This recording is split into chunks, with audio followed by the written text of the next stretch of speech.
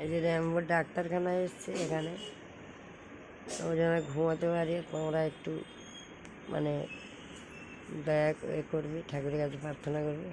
ডাক্তারখানায় এনেছি, ডাক্তারবাবু দেখবে। এই যে ওই দিয়ে গেছে র্যাম্বো, ভিতর দিকে গেছে ডাক্তারবাবু। এখানে গেলে 350, বাড়িতে গেলে 700। বাড়ি করলে ভালো হতো, এত বেকার ভ্যান ভাড়া টাড়া করে 700, ওই ভালো হতো। 350 নম্বরটা নিয়ে নিচ্ছি। না না, এই সেদিকে দাঁড়িয়ে আছে। ওই যে র্যাম্বো ওদিক থেকে আসছে।